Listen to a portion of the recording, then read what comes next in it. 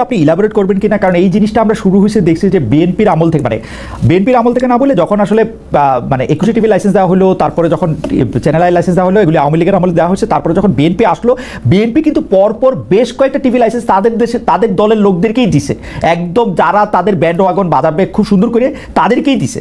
এবং তাদের কেউ কেউ লাইসেন্স কিন্তু আওয়ামী লীগ আমলে রয়েও গেছিলো। আপনি জানেন যে এনটিভি, বাংলা ভিশন, বৈশাখী, সেগুলি কিন্তু রয়েও গেছিলো। এনটিভি, বাংলা ভিশন তারা একই মালিকানায় থাইকাও, মালিকানাটা কেন গুরুত্বপূর্ণ না সেটা আমি বলি, একই মালিকানা থাইকাও তারা শেখ হাসিনার আরও বেশি চামচামি করছে। এমনকি আওয়ামী লীগের মালিকানার টিভির চেয়েও বেশি চামচামি বিএনপির আমলের থেকে, বিএনপির যে মালিকানা ছিল সেগুলির থেকে আমরা দেখছি। তো এইটারও আপনি আসলে এটা কেমনে কেমনে দেখেন, মানে মালিকানা তো আসলে এখানে বিষয় না, এখানে হচ্ছে জি বলেন। মালিকানাটা বিষয় না, কিন্তু মালিকানাটাও আবার বিষয়। কারণ হচ্ছে যে আপনার যখন এখানে একজন ব্যবসায়ী কালো টাকা নিয়ে আসবে তার ব্যবসা রক্ষা করার জন্য, সে তো তখন মিডিয়াটা তার ব্যবসা হিসেবে ব্যবহার করবে না, সে তো এটাকে অস্ত্র, ওয়েপন হিসেবে ব্যবহার করবে। সুতরাং এখানে মালিকানাটা ব্যাপার। আপনি আর যে চ্যানেলের কথা বললেন, প্রত্যেকটা চ্যানেল, যেমন আমি বাংলা ভিশনের কথা নিয়ে এসেছেন, বাংলা ভিশন চ্যানেলটা কিন্তু আমার জন্য যে পরিমাণ তারা নিয়েছে, টেনশন নিয়েছে, চ্যানেলটা বন্ধ হয়ে যেত যদি, আমাকে তো তারা টানা একটা বছর থ্রেট দিয়েছে শো বন্ধ করার জন্য, তাদের পক্ষে কথা বলার জন্য। যখন আমি কোনোভাবে রাজি হই নাই তখন কিন্তু তারা চ্যানেলটা বন্ধ করে দিত, শুধুমাত্র চ্যানেলটা বাঁচানোর জন্য শেষ পর্যন্ত আমার শোটা স্যাক্রিফাইস বন্ধ করে দিতে হয়েছে, এবং আমি দিয়েছি সেটা সেই সময়। সুতরাং এরপরে তারা টিকে থাকার জন্য কি করেছে আমি এত মানে সূক্ষ্মভাবে অবজার্ভ করিনি তখন কি করেছে, কিন্তু ডেফিনেটলি প্রতিবাদ করা উচিত ছিল। আমি আবারও বলবো যে একজন প্রতিবাদ করলেই আসলে এক জায়গা থেকে প্রতিবাদ করলেই হয়, শুরু হয়ে যায়। কারণ সবাই যদি একই জায়গায় যেতে থাকে তখন কিন্তু মানুষ, মানে আমার কাছে শাসকরা আর ওই কাজটা করতে পারে না, ঐক্যবদ্ধ হয়ে থাকা। আমার মনে হয় যে আপনার বক্তব্যের সাথে আমি একমত, কিন্তু আমার অভিজ্ঞতাটা যেহেতু একটু আলাদা, সেজন্য আমি বলি যে আমি এরকম শুনতাম যে ডিজিএফআই উমুককে নিতে মানা করছে, আমি নাম ধরে বলি কারণ এগুলো সব ইউটিউবে আছে, যে আসিফ নজরুলকে নিতে মানা করছে, সায়ন্তকে নিতে মানা করছে। আমি যেইটা শুনতাম মানা করছে, বাজারে গিয়া ওই লোককে আমি নিতাম, ওই লোককে আমার অনুষ্ঠানে ডাকতাম, ওইখানেই তার সাথে আমি কথা বলতাম। আমি জীবনে কোনোদিন ডিজিএফআই আমাকে কোনো ফোন করে নাই, জীবনে কোনোদিন আমাকে কোনোদিন আমার কোনো মালিক আমাকে জীবনে কোনোদিন বলে না যে তুমি এই অনুষ্ঠানগুলিতে ইউটিউবে আসে, আমারে কোনোদিন বলে না যে এইটা তুমি করতে পারবা না। সো আমি এটা না, মানে এইটা আমি আপনার তাহলে শক্তি অনেক বেশি ছিল, সেই তুলনায় আমি হয়তো অনেক দুর্বল ছিলাম। আমি একজনকে আমি নিশ্চয়ই আমি দুর্বল ছিলাম, কারণ হচ্ছে আমি একটু বলি এখানে, সেটা হচ্ছে আমার যখন কোনো কাজ নাই, আমি মাসের পর মাস, বছরের পর বছর এখানে যাই সেখানে যাই আমাকে একটা কাজ দেওয়ার জন্য, তখন আমি একজনকে বলেছিলাম যে সে তো বলতে পারে, আমি একটু বললে তাদের সমস্যা কি, তখন বলেছে তার শক্তি অন্য জায়গায়। এই কথাটা কিন্তু আমি শুনেছিলাম, আমি নাম উল্লেখ করছি না। সুতরাং আমি বলছি আমি জানি না আমার শক্তি বলতে আমি এটা বুঝি যে আমার কোনোদিনই কোনো সরকারের কাছে গিয়ে চা কফি খাইতে হয় নাই, আমারে কোনোদিন ডিজিএফআই ইফতারে গিয়ে বসে থাকতে হয় নাই। আমার শক্তির জায়গা আমি বুঝি যে আমার একটা থানার ওসি বদলানোর ক্ষমতা ছিল না, ওইটাই আমার শক্তি।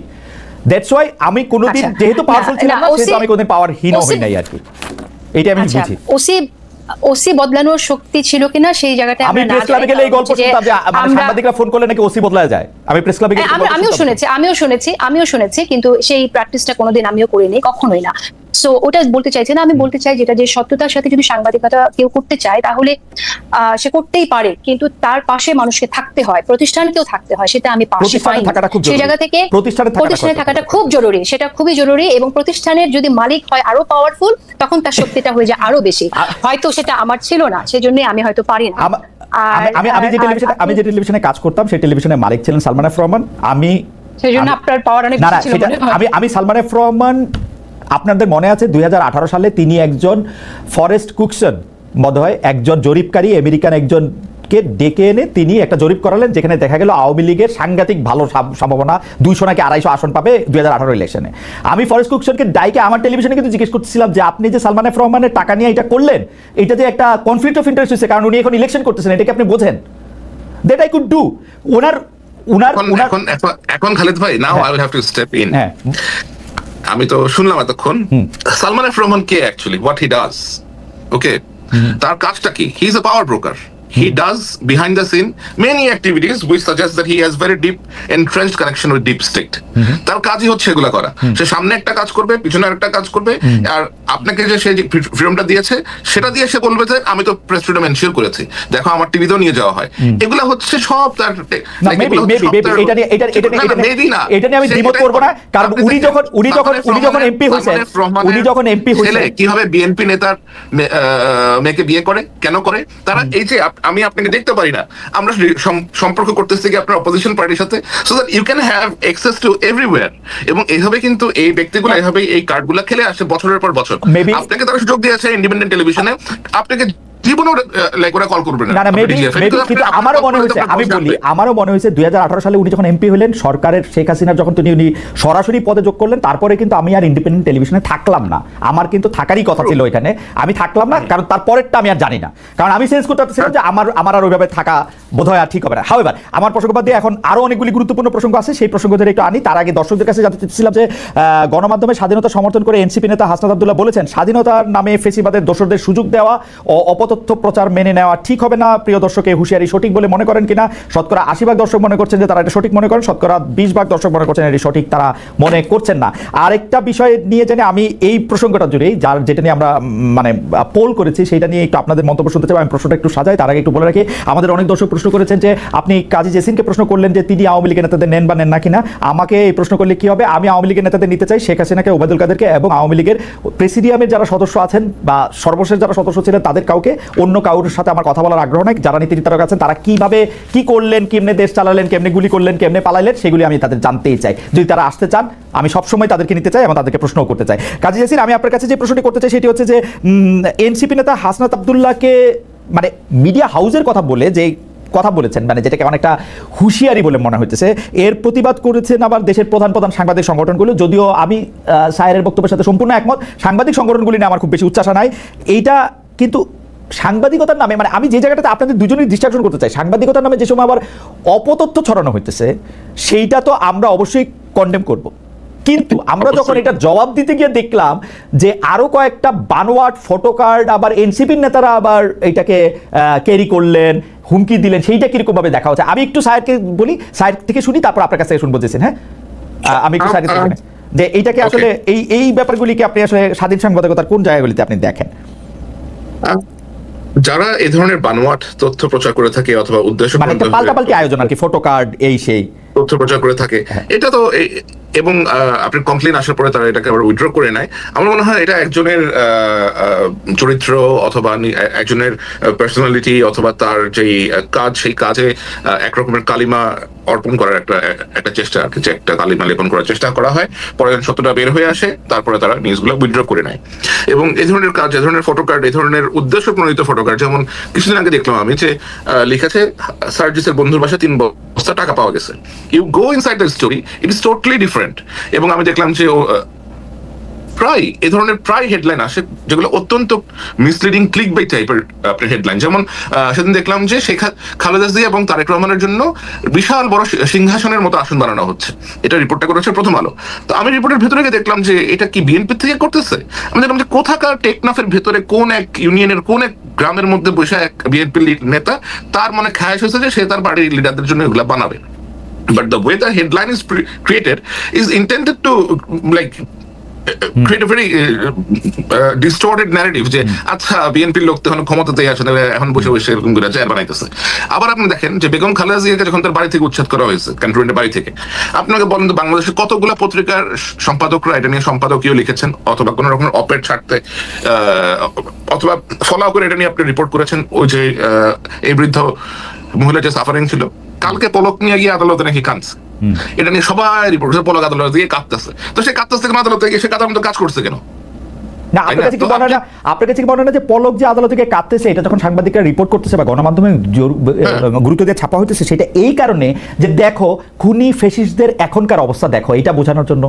এটা তো তারা খুশি করার জন্য না মনে হয় আমার। আমি পড়ে তো এটাই মনে হইলো, আমার পরে তো এইটাই মনে হইলো যে মানে পলকের কি দুরবস্থা, এটা দেখো যে এই হয় এই হয়। তাহলে লাভটা হইলো কি? একটা হচ্ছে ফ্যাসিস্টের ভয়ে আপনি নতজন হইয়া তখন একজনের একটা বয়স্ক মহিলার কষ্টের কথাটা তুলতে পারলেন না, আর এখন ফ্যাসিস্ট কেন সাফার করতেছে এটারে আপনি ফলো করে দিতেছেন। আবার এটাকে কেউ কেন না, মানে এই হয় মানে দুষ্টের ক্ষয় শিষ্টের জয়, এটা দেখানোর জন্য। সেটা তো কেউ লিখে না। এই যে আপনি যে কথা এখন বললেন দুষ্টের ক্ষয় শিষ্টের জয়, কেউ কিন্তু এই শিরোনামটা করে নাই।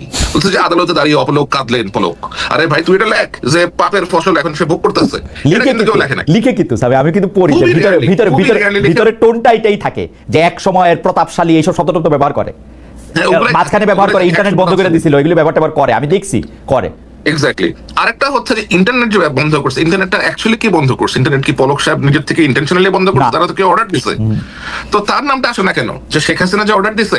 এবং আমি এমন বিষয় শুনেছি যে শেখ হাসিনা এটা নিয়ে মজা করতেছেন যে করে তো দিছি বন্ধ, আমার আসার আগে আমি লাইক আমরা তো নামাইতে চাই, এরপরে যে সরকার আসবে সে ইন্টারনেট চালু করবে, থাকুক ইন্টারনেট বন্ধ, এরকম কথাবার্তা সে বলছে, রেকর্ডের মধ্যেই বলছে এগুলো। সে ওকে, আমি আমি আমি একটু কাজের কাছে যাই যে এই যে পাল্টাপাল্টি ফটো কাটগুলির আবার শেয়ার করা, এই অপতথ্য দিয়ে অপতথ্য মোকাবেলা করার চেষ্টা করা, সেটাকে আপনি কিরকম দেখেন? আর দর্শকরা আপনার কাছে একটু প্রশ্ন করেছেন যে খালেদ আপনি 10-10 দিয়েছেন, কাজী জেসিন আসলে এখনকার সাংবাদিকতাকে কত নম্বর দিবেন, এটা তার কাছে জিজ্ঞেস করবেন। আমার কাছেও জানতে চাইছেন, আমি এখন 1-2 দিতে পারি। তারপরে হচ্ছে আমার প্রশ্নটা হচ্ছে যে এই যে সাংবাদিকতার নামে যে অপতথ্য ছড়ানো হচ্ছে, এইটা শুধু এনসিপির নেত্রীদের বিরুদ্ধে নয়, সামগ্রিকভাবে নারী ও শিশুদের নামেও আমরা এগুলি অনেক সময় দেখি, অমর্যাদা অবমাননা করে এটা দেখি। এই অপসাংবাদিকতা প্রতিরোধে কি সাংবাদিক সংগঠন বা সাংবাদিক নেতাদের আমরা সোচ্চার দেখি না কেন? এইটার কারণ কি? মানে এই সরকারের সময় আইসাও আর এই অপতথ্য দিয়ে অপতথ্য মোকাবেলাকে আপনি কিভাবে দেখেন? না, অপতথ্য দিয়ে তো অপতথ্য মোকাবেলা করা যায় না। অপতথ্য তো একটা মানে কোনোভাবে অ্যাকসেপ্টেবল না। সেই অপতথ্যকে আবার মোকাবেলা করার জন্য আপনি যখন অপতথ্যকেই ব্যবহার করেন, তখন তো আসলে অপতথ্যেরই জয় হয়ে যাচ্ছে।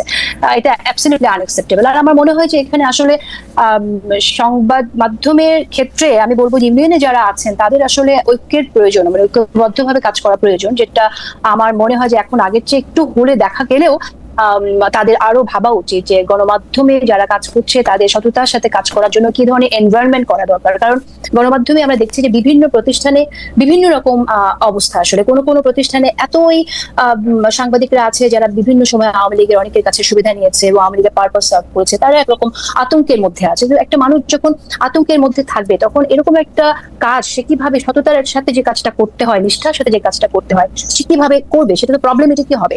তো ওই জায়গা থেকে আমার মনে হয় যে তাদের এনভায়রনমেন্টটা ক্রিয়েট করা দরকার। যারা আসলে আওয়ামী লীগের সাথে একসময় ছিল, তারা যদি অনুতপ্ত হয়ে থাকে এবং তারা যদি আসলে সৎ সাংবাদিকতা করতে হয়, তাদেরও এক ধরনের ট্রেনিং এর মধ্যে দিয়ে যাওয়া আমার মনে হয় নেওয়া প্রয়োজন নতুন করে।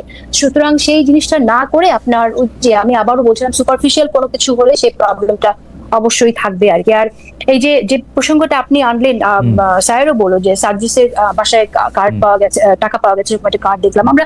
এরকম কার্ড শুধু এটা না, আপনি অবাক হয়ে যাবেন, আপনি নিশ্চয়ই নিজেও দেখেছেন যে প্রতিষ্ঠিত গণমাধ্যম, জনপ্রিয় গণমাধ্যম গুলোতেও এত বেশি আপনার নিউজ আপলোড করা হচ্ছে, যত দ্রুত আপলোড করা হচ্ছে তত দ্রুত আবার সেটাকে আপনার নামিয়ে ফেলা হচ্ছে, সরিয়ে ফেলা হচ্ছে উইদাউট গিভিং এনি রিজন যে এই কারণে আমরা খবরটা রাখলাম না। এক্স্যাক্টলি। সো এই যে একটা প্রবণতা, এটা অত্যন্ত ব্যাড মেসেজ, এটা খুবই খারাপ একটা মেসেজ দিচ্ছে। এটা আমাদের জন্য অত্যন্ত খারাপ। প্রত্যেকটা প্রতিষ্ঠানে যারা কাজ করছে আমি মনে করি তাদের নিজেদের মধ্যে কথা বলা দরকার যে কেন এই কাজগুলো হচ্ছে, তাদের নীতি ঠিক করা উচিত। সাংবাদিকতার যে নীতি, তাদের যে প্রিন্সিপাল ঠিক করে ট্রেনিং এর মধ্যে দিয়ে নতুন করে তাদের ভাবা উচিত। সাংবাদিকতার নীতি এবং ট্রেনিং এর কথা আপনি বলতেছিলেন, কিন্তু আমরা মানে এই জায়গাটাতে আপনাদের দুজনের কাছে আবার একটু জানতে চাই যে সাংবাদিকতা কিন্তু ট্রায়াল এন্ড এররের মধ্যে দিয়েই আসলে এগিয়ে চলে। যদি সাংবাদিকরা প্রতিদিন একটা করে পরীক্ষা দেয়, সেটা সংবাদ মাধ্যমের ক্ষেত্রে প্রতিদিন, আর যদি মানে ব্রডকাস্ট মিডিয়ার ক্ষেত্রে আপনি দেখেন তাহলে প্রতি ঘন্টায় প্রতি মিনিটে তারা পরীক্ষা দেয়। তারা যদি চুরি করে, বাটপারি করে, বায়াস করে, তাদেরকে কিন্তু জনগণ প্রত্যাখ্যান করে। কিন্তু মানে এই যে সারাক্ষণ ক্ষমতার জায়গা থেকে সাংবাদিকতাকে বা গণমাধ্যমকে সবক দিতে থাকা, আপনারা এটা ঠিক করে নেন নাইলে কিন্তু আপনাদের এই পরিণতি হবে, অমুক 3 জনকে চাকরি থেকে বাদ দিতে হবে, তুমুক জন এটা ভালো করতেছেন, সেইটাকে আপনারা আসলে কেমনভাবে দেখেন? সর্বশেষ একজন উপদেষ্টা এরকম বলছেন, শব্দের খেলাটার ভণ্ডামি কবে বাদ দেবেন আপনারা? প্রথম আলোর একটা রিপোর্ট নিয়ে তারা এই কথা বলেছে, বিবিসি রিপোর্টের অনুবাদটার ক্ষেত্রে কেন এটা অনুমোদন শব্দটা ব্যবহার করা হলো, অর্ডার না, সেই জন্য এরকম বলতেছেন। এইগুলি আপনারা আসলে কীভাবে দেখেন? কাজী জেসিন যদি একটু বলতেন যে সরাসরিভাবে যে ভাই যদি এই পত্রিকা ভালো না লাগে, এই টেলিভিশন ভালো না লাগে, ইউ বেটার আপনি এটা দেখেন না, আপনি এটা পড়েন না। মানে বাংলাদেশে তো এখন আর ক্ষমতার জায়গা থেকে কেউ আপনাকে এটা করতে বাধ্য করতে পারবে না। সেই জায়গাটা থেকে আপনারা এটা কিভাবে দেখেন যে একটা হুমকি বা ওকে, এখন আমরা আসলে এই প্রসঙ্গ বেশ কয়েকবার এটা এসেছে যে সরকারের দিক থেকে কখনো কাউকে এরকম হুমকি দেওয়া হয়েছে কিনা, কারো চাকরিচ্যুতির জন্য, কাউকে সরিয়ে দেওয়ার জন্য কোনো রকম আদেশ বা অর্ডার এরকম ভাবে এসছে কিনা সরকারের দিক থেকে, আমি এটা প্রশ্ন করেছিলাম। আমি কিন্তু উত্তর পেয়েছি যে না, এটা করা হয়নি। এবং আমি এটা তো আমরা জানি যে সরকার কখনোই বলে না হ্যাঁ আমরা এটা করেছি। সো আমি একটু ভেরিফাইও করার চেষ্টা করেছি। আমার কাছে এরকম তথ্য আমি পাইনি যে সরকার থেকে তাদেরকে কাউকে এরকম বলেছে তুমি তাকে স্যাক করো বা এই নিউজটা নামিয়ে ফেলো, এরকমটা আমি এখন পর্যন্ত প্রমাণ পাইনি। কেউ যদি পেয়ে থাকে আমি সাধুবাদ জানাবো আমার সাথে শেয়ার করার জন্য।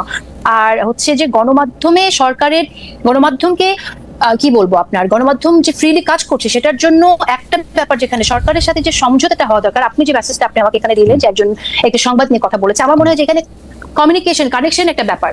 এমন একটা সময় আমরা আছি যে আপনার ভারতের যারা ভারতীয় যে মিডিয়া সেটা বাংলাদেশের বিরুদ্ধে নানান রকম প্রোপাগান্ডামূলক নিউজ করছে। এবং আপনি এখানে আমি একটু উল্লেখ করি, আমার উপর প্রধানতম ক্ষোভ ছিল যে ভারতের সাথে যে চুক্তিগুলো হয়েছিল টিপাই মুখ থেকে শুরু করে সেই সময়, সেগুলো নিয়ে আমি অনেক বেশি কথা বলতাম, আমার প্রোগ্রামে অনেক অ্যানালাইসিস করতাম। এবং সেই সময়টা আমি এরকমও শুনেছি যে অনেকে যারা কিনা এখানে ভালো জায়গায় যেতে চায় তারা ভারতের নীতি নির্ধারকের সাথে ভালো যোগাযোগ রাখে। তো এই সাংবাদিকদেরই কিন্তু উত্তরসূরিরা এখনো রয়ে গেছে। সুতরাং সরকারের জায়গা থেকে সংশয়ের একটা জায়গা থাকতে পারে। তো আমি মনে করি যে ওইটা যদি হয় তাহলে স্বাধীনতা তো অপার স্বাধীনতা তো আমরা কেউ চাই না। আমরা তো এমন স্বাধীনতা চাই না যেটা আমার সার্বভৌমত্বকে, আমার নতুন বাংলাদেশ বিনির্মাণকে ক্ষতিগ্রস্ত করবে। সেই জায়গা থেকে আমার মনে হয় ট্রাস্টের রিলেশনশিপটা খুব দরকার। আচ্ছা, ওকে, আমি আপনার কাছে আসবো আবার। জনাব জুলকারনাইন স্যার, আপনি যদি একটু বলতেন যে বিভিন্ন মহল থেকে ঠিক হুমকির সুরে ধমকির সুরে, আমার অসুবিধা নাই, কারণ আমি মনে করি জার্নালিজম করতে গেলে আপনাকে লোকে খুব প্রেমপত্র পাঠাবে, খুব ভালোবাসার কথা বলবে, এরকম নাই হওয়ার কথা। আপনাকে রেগে রেগেই কথা বলার কথা, আপনি কতটা হজম করতে পারেন সেইটাই হচ্ছে আপনার দেখার জিনিস। আমি মোটেও মাইন্ড করি না। আসিফ মোহাম্মদ সজীব ভাই এরকমই বলবে, শব্দের খেলার ভণ্ডামিটা কবে বাদ দেবেন আপনারা। জুলকারনাইন স্যার এরকমই বলবে, প্রথম আলো একটা খুব বাজে পত্রিকা, বাজেভাবে এটা করছে, আমার এতে কোনো অসুবিধা নাই। কিন্তু আপনি এটাকে কিভাবে দেখেন? অনেক ক্ষেত্রে গণমাধ্যম নিজে খুব একটা ইন্টিমিডেটেড জায়গায় চলে যায় আর কি, সেলফ সেন্সরশিপের নাম করেও। আচ্ছা, জুলকারনাইন স্যার কখনো বলেন প্রথম আলো একটা খারাপ পত্রিকা। আমি বলেছি যে প্রথম আলো ন্যারেটিভ টুইস্ট করার চেষ্টা করে, ন্যারেটিভ অন্যভাবে বানানোর চেষ্টা করে, বেশি খারাপ হলো না, অসুবিধা নাই, খারাপ হলো গেলানোর চেষ্টা করে, এবং এটা তারা প্রায় করে, এবং এটা তারা এখনই প্রথম করছে না, এটা তারা অনেকদিন ধরেই করছে। আসিফ যদি বলে থাকে যে শব্দের খেলা, আমার মনে হয় তার এই পার্টিকুলার টেক্সটটা ওয়াজ নট এন্টায়ারলি রং। কারণ শেখ হাসিনা যেখানে বলেছে যে আমি অর্ডার দিয়ে দিছি, এটাকে তো আপনার পারমিশন বলে গা বাঁচানোর কোনো বিষয় না। পারমিশন হচ্ছে আমি তোমাকে অনুমতি দিছি, একটা আপনি করতে পারেন, নাও করতে পারেন, চয়েস ইজ ইয়ার্স। বাট যখন আপনি কাউকে অর্ডার দেন, being the commander in chief অথবা being the head of the ministry of defence, আপনি যখন অর্ডার পাস করেন, that is something people has to carry out in the street. তো আপনি সেটাকে ওইভাবে কনভে করে যাবেন।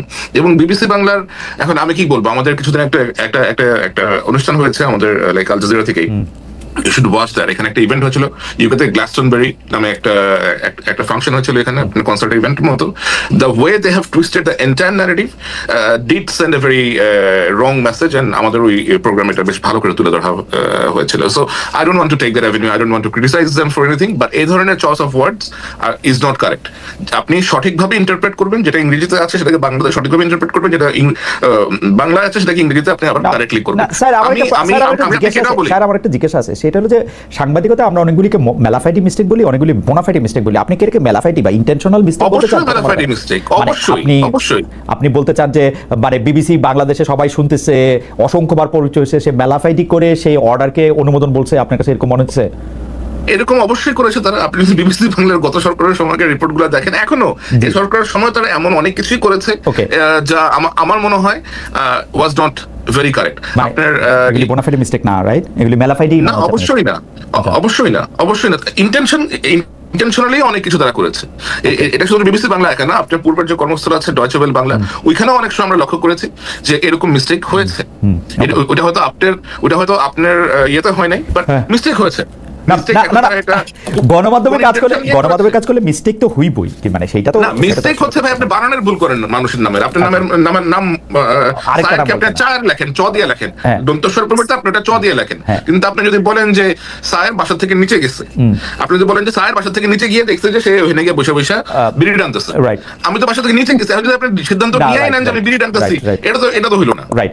না, এটাতে আমি আপনার সাথে একমত। আমি জেসিনের কাছে থেকে শুরু করতে চাই, যেটি আসলে আপনাদের দুজনের কাছে প্রশ্ন। জেসিন, আমি কিন্তু খেয়াল করেছি যে সে সময় আসলেই এই প্রশ্নগুলিতে আওয়ামী লীগ সরকার সবচেয়ে বেশি বিব্রত হতো। আন্তর্জাতিক চুক্তি, অর্থাৎ আন্তর্জাতিক চুক্তি বলতে তো এর সিংহভাগ বা 95% বা 97% চুক্তি ভারতের সঙ্গে হয়েছে। সেই ভারতের সঙ্গে চুক্তিগুলির ব্যাপারে সেগুলি আসলে জনগণের সামনে প্রকাশ করতে চাইতো না, দুজন আমাদের সাথে কি আছে সেটা দেখাতে চাইতো না, বা আমরা দেখতে পারতাম না। আরো যোগ্য সাংবাদিকরা নিশ্চয়ই পারতেন, আমরা পারতাম না, আমরা চেষ্টা করে এবং প্রশ্ন করলেই তারা রাগ হয়ে যেত, মানে আমরা এই সেই এগুলি বলতো। কিন্তু আমার প্রশ্ন এই 10 মাসেও কি সরকারের কাছে একই প্রশ্ন আমরা করতে পেরেছি যে সেই চুক্তিগুলি কোথায়, সেই চুক্তিগুলি বাতিল করা হলো না কেন, সেই চুক্তিগুলি আমাদের সামনে কেন আনা হলো না? সেই চুক্তিগুলি আমরা বরং উল্টা দিতেছি, ভারত একতরফাভাবে আমাদের সাথে চুক্তির পর চুক্তি বাতিল করে যাচ্ছে, আমরা কেন সেটা বাতিল দেখছি না? আমি একটু জেসিনের মন্তব্য শুনবো, একটু জুলকারনাইন সাহেব থেকে জানতে চাইবো যে জুলকারনাইন সাহেব অনুসন্ধানীমূলক সাংবাদিক, আমরা একটু জানতে চাইবো যে আসলে আমরা এমন কোন কোন চুক্তি করে রেখেছি যেগুলো আসলে এই সরকার সামনে আনতে দিচ্ছে না বা দেখাচ্ছে না আমাদের। আমি আগে জেসিনকে একটু শুনি। জি, কাজী জেসিন। আচ্ছা, প্রথমেই বলি যে প্রশ্ন আমি করেছি যে এই চুক্তিগুলো কবে আমরা জানবো, কি কি চুক্তি সেটা আসলে প্রশ্নের উত্তর পেয়েছি, যেটা তদন্ত কমিটি করা হয়েছে, তারা কাজ করছে এবং এটা আমরা জানতে পারবো। কিন্তু এটা তো আপনিও জানেন, আমরা সবাই জানি যে এখনো পর্যন্ত কোনো তদন্ত রিপোর্ট আমরা সামনে পাইনি যে কি ধরনের আসলে চুক্তি হয়েছে ভারতের সাথে এবং সেই চুক্তিগুলো কতটা আমাদের দেশের স্বার্থ বিরোধী এবং কোন কোন চুক্তি আসলে আন্তর্জাতিক কোর্টে নিয়ে আমরা সেখান থেকে বের হয়ে আসার উদ্যোগ নিতে পারি এবং সেই উদ্যোগগুলো কবে নেবে, এই প্রশ্নগুলো উত্তর আমরা পাইনি। সেটা আসলে তদন্ত কবে শেষ হবে এটা সরকারের কাছ থেকেই আমাদের এটা জানতে চাওয়ার কথা। পরবর্তী প্রশ্ন সরকারের কাছে রাখা উচিত যে সরকার আসলে কবে এই তদন্তটা সামনে নিয়ে আসবে, যদি আদৌ সেই তদন্তটা হয়ে থাকে, করে থাকে। আমি প্রেস সেক্রেটারির কাছে বিশেষ করে যেমন আমি প্রেস সেক্রেটারির কাছে জানতে চেয়েছিলাম, আমি বলেছিলাম যে আমরা দেখতে পাচ্ছি যে ভারত স্থলবন্দর দিয়ে বন্ধ করে দিচ্ছে, ভারত ট্রান্সশিপমেন্ট বন্ধ করে দিচ্ছে, আমরা তো বন্ধ করতেছি না, চুক্তিগুলি প্রকাশও করতেছি না। আমাদেরকে মানে আমাকে টু মাই আটার সারপ্রাইজ আমাকে প্রেস সচিব জবাব দিচ্ছেন যে আমরা তো কোনো রিটালিয়েশনে বিশ্বাস করি না, এটা বলে রিটালিয়েশন। আমি এটা আমরা তো একটার জবাবে আরেকটা এরকম করবো, এরকম কোনো কিছু তো করবো না, আমরা এগুলি ভেবে দেখছি। আরে ভাই, এগুলি প্রকাশ করেন, প্রকাশেরও কোনো নাম নাই, আপনি বলতেছিলেন কাজী জেসিন। হ্যাঁ, সো এটা আসলে একটা স্পষ্ট অবস্থানে আমরা দেখতে চাই। আমার কাছে কিন্তু আমি কিন্তু অন্যটা শুনেছি, আমি শুনেছি তদন্ত চলছে এবং তদন্তের পরে আমরা জানবো সরকার কি করবে। চুক্তি প্রকাশ করতে তদন্ত লাগবে, আমরা এখনো জানি না। আমি কিন্তু তৌহিদুলকেও জিজ্ঞেস করছিলাম, পররাষ্ট্র উপদেষ্টা, চুক্তি প্রকাশ করতে তদন্ত লাগবে কেন? আওয়ামী লীগ সরকার এই চুক্তি করছে, এটা গণমাধ্যমে প্রকাশ হবে, দ্যাটস ইট। এর মধ্যে তদন্তের কি দরকার? না, তদন্ত না, sorry let me correct it, এটা কমিশন করা হয়েছে, তারা এই কমিশন যাচাই বাছাই করছে এই চুক্তিগুলো নিয়ে। কমিশন যাচাই বাছাই করবে, কিন্তু এটা আমরা পাই না। আমাকে আমার সায়েরের দ্বারস্থ হওয়া ছাড়া উপায় নাই। অনুসন্ধানীমূলক সাংবাদিক, আমাকে একটু বুঝায় বলেন তো, চুক্তি আওয়ামী লীগ সরকার ইন্ডিয়ার সাথে করছে, যেটা গোলামির চুক্তি, যেটা অনেকগুলি খারাপ চুক্তি, সেটা প্রকাশ করবে, সেটা দেখাবে এই চুক্তি করছে, এইটার মধ্যে কমিশন করে কি করতে হবে স্যার? আমার যেটা আমি যতটা জানি, যতটা আমি বুঝতে পারছি, সেটা হচ্ছে যে তারা দেখতে যাচ্ছে যে কোন চুক্তিগুলোর মধ্যে বাংলাদেশের অ্যাডভান্টেজ কতটুকু আছে, ডিসঅ্যাডভান্টেজ কতটুকু আছে, কোন চুক্তিগুলো থেকে এক্সিট ক্লজ বেশ সহজ, কোন চুক্তিগুলোর exit clause is very hard. এবং এখানে বেশ কয়েকটা চুক্তি আছে আমি যেগুলো ব্যাপারে আমি জানি যে এগুলোর exit clause is very severe, যে আপনাকে যদি বের হতে হয়, আপনাকে ওরা যে প্রজেক্টটা করেছে অথবা যে ইনভেস্টমেন্ট করেছে সেটার সম্পূর্ণটা অথবা আগামী 20 বছর। আমি বিনয়ের সাথে একটা কথা বলি। আওয়ামী লীগ সরকারের বিরুদ্ধে জেসিন যেটি নিয়ে আসলে শুরু করেছিলেন, সেটি মানে 2009-10 পর্যন্ত বোধহয় উনি মাত্র করতে পারছেন, বা 11 পর্যন্ত, আমি জানি না। এরপরেই তাকে চলে যেতে হয়েছে বা তাকে থাকতে দেওয়া হয় নাই, বা আমি যেই কথাই বলি না কেন, বা আমরা যারা ছিলাম তারা বারবার আওয়ামী লীগ সরকারকে এই কথা বলতাম, আপনারা যেগুলি চুক্তি করছেন দয়া করে সেগুলি প্রকাশ করেন, আমাদেরকে দেখান না, আপনারা সংসদে আলোচনা করেন না, এটা ওয়েবসাইটে দেন না, এটা নিয়ে কোনো একটা শ্বেতপত্র প্রকাশ করেন। এখন সরকার আসছে, এটার এক্সিট ক্লজ কি আছে, এটা দিয়ে আমরা বাইরে পারবো কি পারবো না, সেটা তো আমরা বোঝার তো দরকার আছে। আপনি চুক্তিগুলি খালি প্রকাশ করবেন, এতে আপনার কি অসুবিধা? আমি বলি কি অসুবিধা? আমার হাইপোথেসিস হচ্ছে এই সরকারও ভারতেরই কোনো না কোনো ভাবে স্বার্থ দেখে। আমি আপনাকে খালেদ ভাই যেটা বলতে পারি যে it will sound a very technical ইয়ে। দেখেন, ভারত আমাদের আশেপাশে দিয়েই আছে, আমাদের সব থেকে বড় land border is with India. এখন এমন একটা দেশের সাথে আমরা আসলে আপনার ধরেন কোন ধরনের সরাসরি সাংঘর্ষিক অবস্থাতে যাওয়ার মতো অবস্থাতে এই মুহূর্তে আছে কিনা সেটাও চিন্তা করতে হবে। আমার মনে হয় যে সরকার বললো, এবং আপনার শফিক সাহেব যেটা আপনাকে রেসপন্স করেছে যে রিটেলিয়েশনে বিশ্বাস করেন না, আমার মনে হয় যে বাংলাদেশ এখনো তার যে ধৈর্য অথবা পেশেন্স, মানে আওয়ামী লীগ সরকার গিয়া মুখে যাই বলুক গিয়া পায়ে গিয়ে পড়ে থাকতো, এরা মুখে বড় বড় কথা বলবে এবং পায়ে গিয়ে পড়ে থাকবে, বন্ধ করে দিবে, ও কোনো কথা বলবে না। চীনে গিয়ে বলে আসবে যে আমরা হচ্ছে ওগুলির মুরব্বী, এগুলি হচ্ছে কথা বলতে তো কোনোটা কম বলে না সাহেব। কথা বলতে তারা কম বলে না, which is very true, but আপনি দেখেন যে ইন্ডিয়া কিন্তু বাংলাদেশের সাধারণ বাংলাদেশি টুরিস্টদের জন্য এখন ভিসা দেওয়া বন্ধ করে দিচ্ছে, বাংলাদেশের ঘুরতে যেতে পারে না, তাই করতেছে, এবং এগুলো তারা করতেছে। কিন্তু বাংলাদেশের পক্ষ থেকে কিন্তু এখনো এই ধরনের কোন রকমের স্ট্রং মেজার নেওয়া হয় বাংলাদেশের, কোনো একটা মেজারও নেওয়া হয় না। এবং আমি আপনাকে ইন্টারেস্টিং জিনিস বলি, বাংলাদেশে গত কয়েক মাসে বেশ কিছু উল্লেখযোগ্য সংখ্যক রয়ের এজেন্ট ঢুকেছে, এসে এরা ডিটিএফ এর সাথে মিটিং করেছে, এনএস এর সাথে মিটিং করার চেষ্টা করেছে, তাদেরকে পার্সুয়েট করার চেষ্টা করেছে, এবং লাকিলি আমাদের এজেন্সিগুলো এদের সাথে কোনো রকমের কোঅপারেশনে যায় নাই। এন্ড আমি এদের যে পাসপোর্ট নাম্বার সহ বিস্তারিত আপনার ফাঁস করে দিয়েছি, এবং তারপরেও আমাদের দেশ থেকে ভারতের সাথে কোনো রকমের কথাবার্তা বলা হয় না। ভারতীয় এম্বাসিতে হাই কমিশনে কি জানি আরে আপনার রাজেশ অগ্নিহোত্রী যে ঢাকাতে রয়্যাল স্টেশন চিফ, এটা আমরা গত 2 বছর ধরেই জানি। এটা আমি 2 বছর ধরে ক্রমাগত আপনার লিখে গিয়েছি, এই লোক লাস্ট ইলেকশনের সময় আপনি বিভিন্ন রকমের প্রভাব রেখেছে, এর সাথে মিট করতে চায়, ওর সাথে মিট করতে চায়, তার বাসায় পলিটিক্যাল পার্টি লিডারদেরকে নিয়ে আসে, বাট স্টিল বাংলাদেশ এখনো এই লোকটাকে রেখে দিয়েছে ঢাকাতে, সে এখনো ঢাকাতেই আছে। হাসিনা সরকার চলে গেছে, he is still in the same appointment, এবং সেটাতে কোনো ব্যবস্থা গ্রহণ করা হয় না। আমি এই কথাটাই বলতে চাই যে ডক্টর মোহাম্মদ ইউনূস সরকার একটা কিছু মানে সমান কিছু করার দূরে থাক, ইন্ডিয়া একের পর এক গাজওয়ারি, আজকে বর্ডার বন্ধ করে দিচ্ছে, কালকে ভিসা বন্ধ করে দিচ্ছে, কালকে স্থলবন্দর বন্ধ করে দিচ্ছে, কালকে ট্রান্সশিপের চুক্তি বাতিল করতেছে, একটা কিচ্ছু করে নাই যেটা ইন্ডিয়া স্বার্থের এগেইনস্টে যায়, শুধু কতগুলি গপ্প দেওয়া ছাড়া, উঁচা কথা বলা ছাড়া। হয় ভাই, এটা তাদের কিছু স্টেটমেন্ট ইস্যু করেছে বাংলাদেশের, লাইক কোন স্টেটমেন্ট, কোনটা বলুন তো? সবার আগে আইসি আদানি টাকা দিছে, জিজ্ঞেস করলেই বলে যে আদানি টাকা না দিলে বলে ভারত বোম মারতো। সবার আগে আইসা এগুলি করছে, এগুলি আমাদের ভাই যাই হোক। হবে লাস্ট প্রসঙ্গে লাস্ট আসি, এইটা আসলে এইটা আমরা যে ইয়াকে দিয়ে শুরু করি, জেসিনকে দিয়ে শুরু করি, আমরা সায়েরকে দিয়ে শেষ করব। সেটা হচ্ছে যে মানে বর্তমানে বাংলাদেশে মানে আমি বেশিরভাগ সময় একটু ভবিষ্যতের কথা ভাবি, যে পরে যখন কন্টেন্ট অ্যানালিসিস করে গণমাধ্যমের কাজগুলি দেখা হবে তখন সেটা আসলে কি দেখা হবে। যেমন মনে করেন বাংলাদেশের গণমাধ্যম রাষ্ট্রপতি সংক্রান্ত সকল সংবাদ এড়ায় চলে, কিন্তু বড় একটা খবর হলো কয়েকদিন আগে যে রাষ্ট্রপতি প্রথমবারের মতো 10 মাসে প্রথমবারের মতো বঙ্গভবন ছেড়ে বাইরে হয়ে আসা সেনা ইয়াতে আছেন পিজিআর এর অনুষ্ঠানে। সেই খবরটাও আসলে খুব বেশি পরিমাণে আমরা মানে বাসসে দেখি নাই, বিটিভিতে দেখি নাই, ইয়াতে দেখি নাই। এইটা আসলে কিভাবে বিবেচনা করা হবে? মানে এটা কি স্বাধীনতা? মানে আমরা ওকে দেখতে পারি না অথচ ও প্রেসিডেন্ট, মানে এটা কেমনে দেখা হবে? আপনাদের দুজন কিভাবে দেখেন আসলে, মানে এইটা কিভাবে আপনারা যদি সাহায্য করতে? আমি প্রশ্নটা কয়েনও করতে পারি না, আমার খালি মনে আছে যে প্রেসিডেন্ট একজন আছে যারে আমরা আবার খুব বেশি প্রেসিডেন্ট মনে করি না, মহামানত অমানত বলি না, তার খবরও দেই না, কিন্তু তিনি আবার প্রেসিডেন্ট আছেন, তারে আবার আমরা সরাইতেছি না। মানে এটা কিরকম আসলে, এবং গণমাধ্যমের দৃষ্টিতে এটা কিরকম যদি জেসিন আগে বলেন।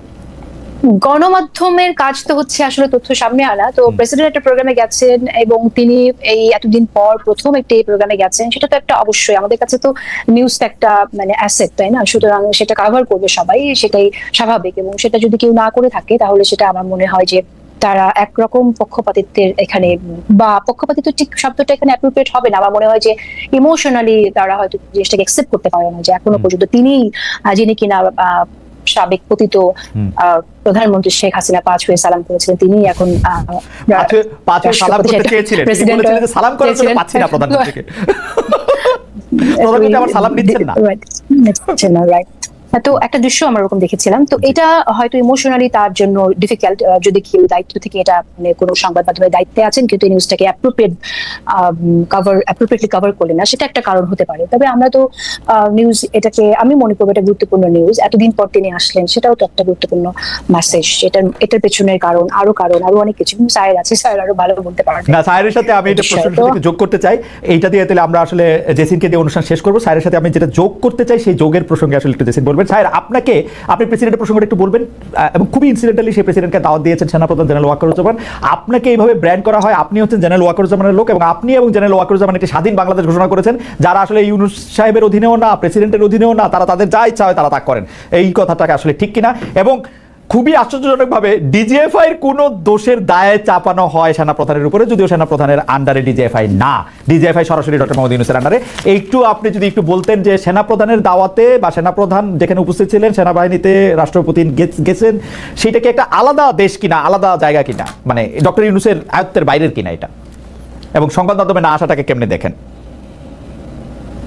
এখন দেশে যে একটা প্রেসিডেন্ট আছে, আমার কাছে তো আসলে like I don't see his existence anywhere actually. আমার তো মাঝে মাঝে মনে হয় যে সে আসলেও কেউ আছে কিনা, বাট শুনি যে আছে।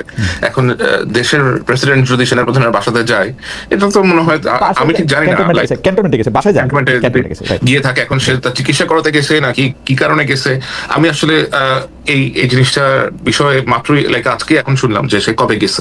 বাট যদি সে ওখানে যায় তাহলে হয়তো কোনো পার্সোনাল কারণে যেতে পারে। অথবা হয়তো সিএম এসে দেখাইতে গেছে, অথবা হয়তো মিলিটারি কোনো, আমার মনে হয় প্রমোশন বোর্ড আসতেছে, না ওটা আরো পরে বোধ হয়, এরকম কোনো হয়তো কোনো কাজে গেছে। এখন এই লোক তো আপনার মিলিটারির সশস্ত্র বাহিনীর সর্বাধিনায়ক বলা হয় তাকে, রাষ্ট্রপতিকে, দেশের যে কনস্টিটিউশন আছে এখনো আছে সেটা নিয়ে, সেই হচ্ছে আপনার সর্বাধিনায়ক। এখন যদি কেউ এটা আপনার না কভার করে থাকে তাহলে অবশ্যই এটা আমাদেরকে বের করতে হবে যে এটা কেন তারা কভার করে নাই, নাকি এটা আইএসপি থেকে বলা হয় নাই যে কোন কোন কারণে সে অ্যাকচুয়ালি গিয়েছে। আর সেনাবাহিনীর সাথে আমার সংশ্লিষ্টতা নিয়ে যে সমস্ত গল্প মুখরোচক আলাপ চলে, এটা তো আসলে আমি বলবো যে এটা খুবই হাস্যকর একটা আলাপ চলে আর কি। কারণ আমি আগেও আপনার সাথে এসে বলেছি যে এই সেনাবাহিনী নিয়ে আমার থেকে বেশি নেগেটিভ নিউজ আর কেউ কখনো করে নাই মনে হয়, ডিজিএফ এর ক্ষেত্রেও সেম। সুতরাং তাদের মুখপাত্র আমি এখন কেন হইতে যাবো? হ্যাঁ, আমি হয়তো এখন একটু কম করতেছি, বিকজ আমি এখন দেখতেছি না যে সেনাবাহিনী কাউকে মেরে ফেলতেছে, অথবা সেনাবাহিনী গিয়ে কাউকে আটকায় ধরে নিয়ে আপনার আয়নাঘরে ঢুকে রাখতেছে, এবং আমি দেখতেছি এই বাহিনীর সদস্যরা আপনার পুলিশের পাশাপাশি দেশের আইন শৃঙ্খলা রক্ষায় যতটা সম্ভব পারলে নিজেদের এখতিয়ারের বাইরে গিয়েও তারা কাজ করার চেষ্টা করতেছে। এদের ছুটি ছাড়া ক্যান্সেল হয়ে গেছে, এদের অনেকেই আপনার পরিবারের সাথে দেখা করতে পারতেছে না, অনেকে এক্সস্টেড হয়ে আছে। তো এখনো যদি ক্রমাগত কোনো উল্লেখযোগ্য কারণ ছাড়া আমি সারাদিন এদের বিষয়ে আপনার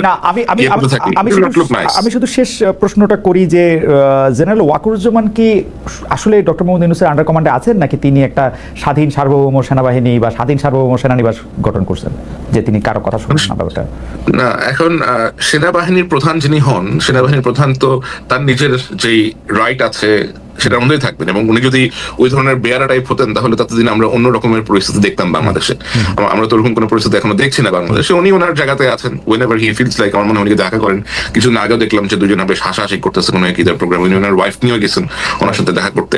তো যদি এরকম রেশারেশি থাকতো তাহলে নিশ্চয়ই এগুলো হতো না। আর আপনাকে এটাও মনে রাখতে হবে যে ওনার আশেপাশে যত অফিসার আছে, পিজিআর আছে, এখানে এসএসএফ আছে, এরা তো সব বাংলাদেশ সেনাবাহিনী অথবা সশস্ত্র বাহিনীর সদস্য। তো যদি ওরকম কিছু থাকতো তাহলে নিশ্চয়ই বিষয়টা অন্যরকম হতো, তাই না? অ্যাবসলিউটলি। জেসিন, শেষ প্রসঙ্গ, জেনারেল ওয়াকারের সাথে সরকার প্রধান ডক্টর ইউনূসের একটা দূরত্বের কথা কল্পনা করা হয়। মূলত ডিসেম্বর মাসে ইলেকশন হবে নাকি পরে হবে, নাকি জীবনেও হবে না, ডক্টর ইউনূস চিরকাল থাকবেন, ওই প্রসঙ্গটা ধরে বেশি এটা সামনে এসছে। আপনি এটাকে কতটা বাস্তব মনে করেন, কতটা মনে করেন যে গণমাধ্যম বা সামাজিক মাধ্যমগুলির একটা কষ্ট কল্পনা?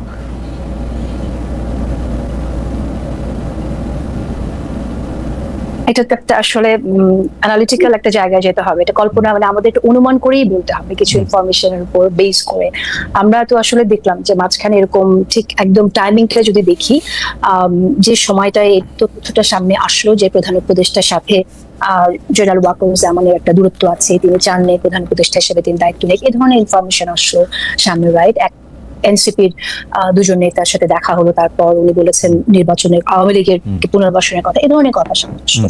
তো আমার যেটা মনে হয় যে সেনাপ্রধান এবং প্রধান উপদেষ্টা এই নির্বাচন প্রশ্নে ওনাদের কোনো দূরত্ব আছে বলে আমার কাছে মনে হয়নি। এটা হয়তো কোনো এনসিপি নেতার মনে হতে পারে যে জেনারেল ওয়াকারুজ্জামান থাকলে নির্বাচন দিয়ে দিতে হবে, কারণ তিনি ওই উচ্চারণ করেছিলেন যে ডিসেম্বরের মধ্যে নির্বাচন দিতে হবে। আমরা যেটা জানি, আমাদের অ্যানালিসিস থেকে আমরা এটা বলতে পারি যে সেনাবাহিনী কিন্তু বিচ্ছিন্নভাবে থাকে না। সেনাবাহিনীকে কিন্তু বিশ্বের অন্যান্য দেশের সাথে কাজ করতে হয়, তাই না? যেমন আমাদের সরকার প্রধানকেও কাজ করতে হয়, সেনাবাহিনী প্রধানের সাথেও কিন্তু একরকম যোগাযোগ থাকে জাতিসংঘ থেকে শুরু করে অন্যান্য প্রতিষ্ঠানের। তো আপনি যদি বহির্বিশ্বের দিকে তাকান, তারাও কিন্তু চায় যেখানে ডেমোক্রেসি হোক দ্রুত। সো ওই জায়গা থেকে এটা প্রধান উপদেষ্টা তো আপনি জানেন এখন বলেছে ডিসেম্বরের মধ্যে নির্বাচন প্রস্তুতির কথা, কারণ প্রধান উপদেষ্টাও তো যোগাযোগটা তো প্রধান উপদেষ্টার সাথেই হয়, যে বাইরের আন্তর্জাতিক যেটি চাপের কথা আমরা শুনছি যেখানে আসলে, কারণ আমরা তো আসলে গ্লোবালাইজেশনের সময় বাস করছি, আমরা তো একে অপরের উপর নির্ভরশীল। বিশ্বের অন্যান্য দেশগুলো কিন্তু আমাদের সাথে একটা সম্পর্ক রাখতে চায়, কারণ তাদের আমাদের সাথে যে রিলেশনশিপটা আছে এবং বিনিয়োগটা আছে এবং বিনিয়োগ বাড়ানোর বাইলেটারাল যে বিষয়গুলো আছে সেটার জন্য তারা হয়তো একটা স্থিতিশীল পরিবেশ দেখতে চায়। সেই জায়গা থেকে নির্বাচনের কথা হয়তো তারা বলে, এবং প্রধান উপদেষ্টা ওটা চান। এবং জেনারেল ওয়াকারুজ্জামান আমার অ্যানালাইসিস যেটা বলে সেই জায়গা থেকে উনি বলেছেন যে দেশে ডেমোক্রেসি আসা দরকার, ডিসেম্বরের মধ্যে নির্বাচন। এবং এই কারণেই হয়তো দূরত্ব সৃষ্টি হতে পারে, এবং অনেকে মনে করতে পারে যে উনি থাকলে সরকার নির্বাচন দ্রুত দিয়ে দেবে। এটা আমার জাস্ট একটা অনুমান। আমরা খুবই গুরুত্বপূর্ণ 2-3টা মন্তব্য এসেছে 2-3টা জায়গা থেকে। আমরা যদি 2টা মিনিট একটু সময় নিই, কারণ আমি অনুষ্ঠান শেষ করে দিতে চেয়েছিলাম। 2টা মন্তব্য আচ্ছা, আপনি কি 1 মিনিটে আপনি একটু অ্যাড্রেস করবেন? 1 মিনিট স্যার, আপনার জায়গা থেকে হচ্ছে 1 মিনিটের একটা মন্তব্য। সেটা হচ্ছে যে বাংলাদেশের সাংবাদিকতার ইতিহাসে কখনো সামরিকভাবে ক্ষমতাধর সামরিক বাহিনী নিয়ে কোনো অনুসন্ধানী সাংবাদিকতা হয়েছে কি, বা হয়েছে কিনা, সেটা সম্ভব কিনা? বাংলাদেশের সামরিক বাহিনীর নিয়ে, সামরিক বাহিনীর কেনাকাটা নিয়ে, সামরিক বাহিনীর পদায়ন নিয়ে, যেই সব জায়গায় আর্থিক দুর্নীতির সম্ভাবনা আছে সেই সব জায়গা নিয়ে অনুসন্ধানী সাংবাদিকতা হয়েছে কিনা, এবং এটা সম্ভব? অবশ্যই সম্ভব, কেন সম্ভব হবে না? অবশ্যই সম্ভব। আমি নিজেও অনেক কিছু লেখালেখি করছি। ওকে ওকে, ঠিক আছে। তাহলে আপনি স্যার, স্যার আপনাকে ধন্যবাদ। আমি জেসিন, আপনার জন্য যে 2টা বিষয়, সেটা হচ্ছে আপনি মন্তব্য করলেও করতে পারেন, আপনার যদি সময় না থাকে আপনি ইয়েও করতে পারেন। শেষ মুহূর্তে যেহেতু এসেছে মন্তব্যগুলির একটা সেটা হচ্ছে যে কওমি জননী যারা বলেছিল বিগত সরকারকে তারা ফৌজদারি অপরাধ করেছে কিনা, সেই গোষ্ঠী তো অনেক বেশি ক্ষমতাধর এখনো। এটি আপনার জন্য একটি প্রশ্ন। আরেকটি প্রশ্ন হচ্ছে জুলাই আন্দোলন নিয়ে যে বিচার প্রক্রিয়া চলছে, আওয়ামী লীগকে যেভাবে ট্রিট করছে সরকার, পতিত সরকারের লোকজনের মানবাধিকারে এখনো শুধুই ডেভিড বার্গম্যানকেই সোচ্চার দেখা যাচ্ছে। এই 2টি বিষয়ে আপনি কোনো মন্তব্য করবেন কিনা? মানে যদি মানবাধিকারের প্রশ্ন। আমি সেকেন্ড প্রশ্নটা বুঝতে পারিনি আপনার। সেকেন্ড প্রশ্নটা হচ্ছে, আমরা তো মানবাধিকারের কথা বলি, মানবাধিকারের কথা বললে যারা অপরাধ করেছে তাদেরও সমান মানবাধিকারের কথা বলি, কিন্তু যারা মানবাধিকারের চ্যাম্পিয়নও আছে তাদের মধ্যে কয়েকজন উপদেষ্টা পরিষদেও আছেন, স্বাভাবিকভাবে অন্যভাবেও কাজ করছেন তো অনেকেই, কিন্তু যারা পতিত সরকার অর্থাৎ আওয়ামী লীগের এনাবলার যাদেরকে বলা হইতেছে, তাদেরকে যে ট্রিট করা হইতেছে, তাদের প্রসঙ্গে বা কথা বলতে গিয়ে শুধুমাত্র মানবাধিকারের প্রসঙ্গটা আমরা ডেভিড বার্গম্যানকেই তুলতে দেখছি, আর কাউকে সেরকমভাবে দেখছি না। এটা একজন মন্তব্য করেছেন। মানে তাদের মানবাধিকারটা, তারা যদি অপরাধী হয়ও তাদের মানবাধিকারটা আর কি না, তারা অপরাধী হলেও তাদের মানবাধিকার নিশ্চিত করা প্রয়োজন। এই জন্যই আমরা নতুন বাংলাদেশের কথা বলছি। আমরা এরকমটা চাই না যে কখনো জেলখানায় কাউকে টর্চার করে বা আপনার আয়না ঘরে নিয়ে যে টর্চার করে কাউকে হত্যা করা হোক। আমার মনে হয় না এরকম কাজ হচ্ছে। তবে অবশ্যই আমাদের সোচ্চার থাকা উচিত, আমাদের দেখা উচিত যে নিজেদের অনুসন্ধানী সাংবাদিকতার মধ্য দিয়ে যে আসলে হলে পরে আমাদের সোচ্চার থাকা উচিত। আর হচ্ছে যারা কওমি জননী বলেছে তারা ফৌজদারি অপরাধ করেছে কিনা, সেটা আপনার কাছে একটা প্রশ্ন। কওমি জননী যারা বলেছেন, এটা আসলে অনেক বিস্তৃত ব্যাখ্যার একটা টপিক। এটা আসলে অত্যন্ত দুঃখজনক। যারা কওমি জননী বলেছেন তারাই আবার রাজনীতিতে এসেছেন এবং রাজনীতি করছেন, এটা দেখতে ভালো লাগছে না। এটুকুই আমি আপাতত বলতে চাইছি। আপনাকে অনেক ধন্যবাদ কাজী জেসিন। আমরা অনেকটা লম্বা সময় ধরে আজকে আলাপ করলাম, অনেকগুলি বিষয় নিয়ে আমরা কথা বলেছেন। জুলকারনাইন সাহেব ছিলেন আমাদের তার অফিস টাইমের একটা গুরুত্বপূর্ণ সময়, তাকে আলাদা করে ধন্যবাদ দিতে চাই। অনেক দর্শক আমাদের সঙ্গে ছিলেন, অনেক মন্তব্য করেছেন। বেশিরভাগ দর্শক আপনাদের উপস্থিতিকে শুভেচ্ছা, স্বাগত, এবং তারা অনেক বেশি আলোকিত হয়েছেন আপনাদের কথা শুনে।